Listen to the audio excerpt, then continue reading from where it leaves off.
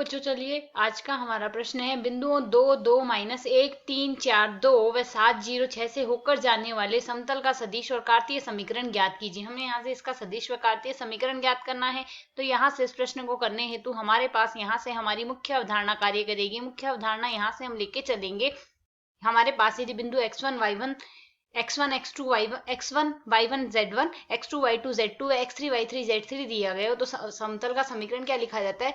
x minus x1 y minus में y1 आएगा, यहाँ आएगा z माइनस z1। ठीक इसी प्रकार यहाँ से आएगा x2 minus x1 y2 minus y1 z2 minus z1 आएगा यहाँ पर माइनस। ठीक इसी प्रकार यहाँ पर आएगा हमारे पास x3 माइनस में x1 y3 माइनस में y1 और z3 माइनस में आएगा z1 बराबर हम लिखेंगे इसे 0 के।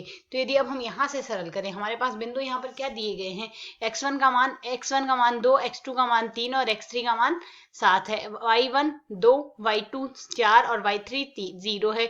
z1 हमारे पास यहाँ से माइनस का 1, z2 2 व z3 6 है। तो यदि हम यहाँ से देखें समतल का समीकरण हमारे पास क्या लिखा जा सकता है? यह आ जाएगा x माइनस x1 अर्थात x माइनस 2 y माइनस से 2 और z प्लस 1 आ गया। साथ ही यहाँ से आएगा हमारे पास x2 माइनस x1 3 माइनस में 2 आ गया।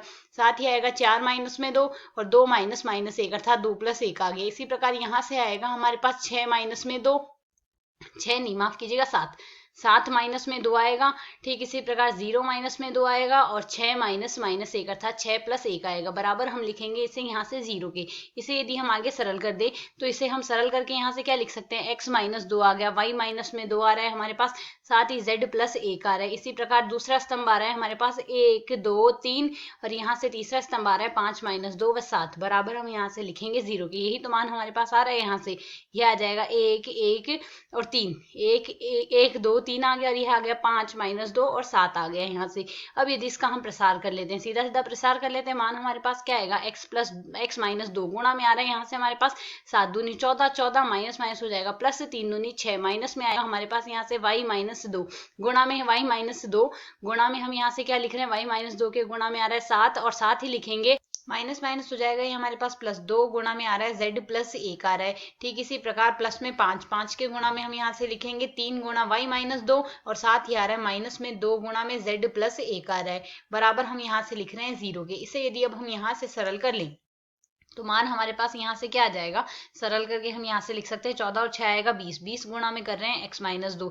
ठीक इसी प्रकार यहाँ से मान आ रहा है माइनस का 7y और माइनस माइनस यह आ जाएगा माइनस 14 को प्लस 14 लिख देंगे हम यहाँ से, माइनस माइनस प्लस हो गया और माइनस में आ रहा है 2z प्लस माइनस का 2z आ रहा है और माइनस में आ रहा है हमारे पास 2 और इसी प्रकार प्लस में यहाँ से आ रहा है 3y को 5 से करेंगे 15y हो गया और माइनस में आ रहा है 10 30 आ रहा है और माइनस 10 यह आएगा हमारे पास 2 और 5 10 z आ गया और यहाँ से आ जाएगा माइनस का 10 बराबर आ रहा है हमारे पास यहाँ से 0 के। इसे यदि हम यहाँ से सरल कर ले तो मान हमारे पास क्या आएगा? 15 में से 7 जाएगा हमारे पास यहाँ से 8y बच रहा है तो 20x आ रहा है और साथ ही आ रहा है हमारे पास 8y प्लस का 8y आ रहा है और अगला पद माइनस का 12z आ रहा है। इसे यदि हम सरल करें यहाँ से माइनस का 20 आ रहा है, माइनस का 20 आता है प्लस का 14 आता है तो माइनस का 6 बचेगा हमारे पास और माइनस का 2 है ही तो 6 और 2 आ गए माइनस का 8 हो जाएगा हमारे पास। यहाँ से माइनस 8 और माइनस 68 बराबर 0 आएगा तो 68 का हम कर देते हैं पक्षांतरण। अब यहाँ से इस पूरी समीकरण में हम 4 का भाग दे देंगे तो मान क्या आ जाएगा हमारे पास? 5x माइनस प्लस का 2y